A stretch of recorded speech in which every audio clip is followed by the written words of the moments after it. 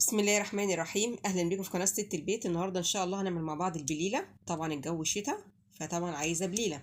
بس قبل ما ابدا الفيديو عايزه اشكر من داخل مصر وخارج مصر كل الناس اللي بتدعم القناه، وربنا يوفق الجميع. طبعا يا جماعه البليله بتقوي المناعه وحلوه جدا. حتى لو جبتي ربع كيلو هيعمل معاكي ويقطع معاكي. طبعا هتسويها وتحطيها لو انت عايزه تخزنيها. طبعا بتعملي على قد الاكل يعني، ولو فاض منك حاجه بتحطيها في الاكياس، تحطيها في الفريزر، ما بيجرالاش اي حاجه. ماشي، هنقيها بقى ونغسلها كويس، وبعد كده نحط عليها ميه سخنه ونسيبها لمده 10 دقايق. ده بعد ما غسلتها كذا مره. ماشي. طبعا بعد ما تغسليها كذا مره كده بتجيبي بقى ميه سخنه وتحطي عليها كده وتسيبيها ربع ساعه. ليه بقى؟ عشان الحبايه، في ناس بتخليها ساعتين او 3. ماشي، عشان الحبايه تنفش معاكي. انا هسيبها بس ربع ساعه. ماشي، هقفل احط عليها الغطا بقى ونسيبها ربع ساعه.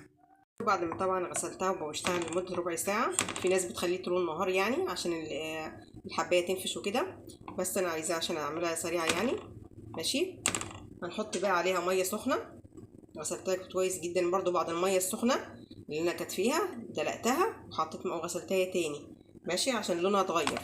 هنحط بقى مية سخنة تاني عليها كده ونحطها على النار. طبعا هزودها مية تاني. ماشي، وكل شوية تقلبيها لغاية ما تستوي ونيجي مع بعض برضو. بصي احنا كده حطينا الميه اهي. طبعا نقلبها، اوعي تسيبيه وتنسيه كده خالص، لا، نقلبه. ولو طلع ريم زي كده نعينه برضو. ماشي، المنظر ده ايدك فيه برضو على طول. اوعي تحطي الحاجه وتسيبيها وتقعدي. ماشي، انا بقول للبنات المبتدئين هنجيب ميه تاني ونزودها. ماشي، عشان هو بيحتاج ميه كتير. ونسيبها برضو يستوي. بصوا اهي كده ما شاء الله. بصوا عامله ازاي، الله اكبر. والميه بتاعتها رايقه لان طبعا انت غسلتيها كذا مره، وكمان حطيها في ميه سخنه ودلقتيها وغسلتيها تاني. هنعين برضو الريم ده ما نخلوش يا جماعه. ماشي كده. انا عايزه الميه بتاعتها تبقى صافيه، ما تسيبيش الحاجه على البوتاجاز تنسيها، لا. طبعا انا بقول للبنات المبتدئين.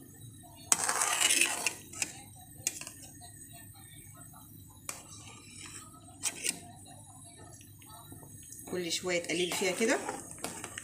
ماشي، هنسيبها برضو تستوي ونيجي مع بعض بقى. هنقلب بقى كده ونشوفها بعد ما عينا طبعا الحاجات اللي فوق. بصي اهي خلاص قربت تستوي اهي. هنجيب بقى معلقه رز كبيره هنحطها. حطينا معلقه رز كبيره، هنقلبها بقى كده ونسيب كله بقى الحاجات دي تستوي مع بعضيها. ماشي، بصي قربت تستوي هنسيب بقى الرز والبليله كده تستوي مع بعض. بصوا بقى، بصوا ما شاء الله عامله ازاي، قربت تستوي بس انا مغطيه عليها بقى عشان الرز اللي حطيناه.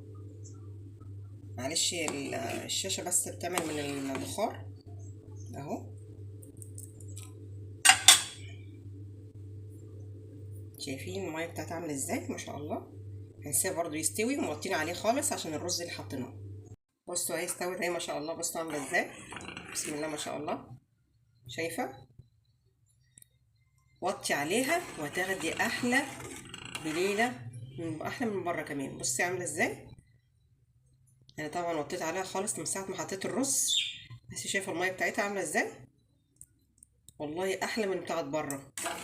شويه بليله حبه صغيرين جدا يعني. انا ما حطيتش غير كوبايه ونص بس من البليله.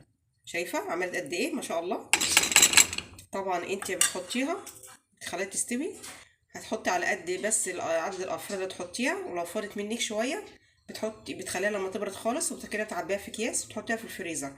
كل ما تحبي تعملي يعني شويه باللبن للاطفال ولا حاجه بتطلعي كيس. ماشي، انا خليها برضو تستوي شويه برضو ونيجي مع بعض. خلاص خلصت بصوا عامله ازاي ما شاء الله. انا عايزه والله، بصوا والله بجد يا جماعه ما حدش يشتري حاجه من بره. كل حاجه اعمليها في البيت. ماشي، انضف ويعني حاجه انت عاملاها بايديكي وعارفه هي معموله ازاي.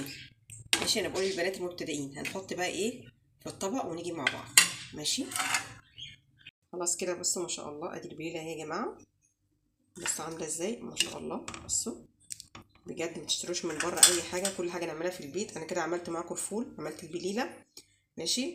كل حاجه بنعملها في البيت. هنحط بقى ايه شويه لبن كده عليها، المنظر ده كده.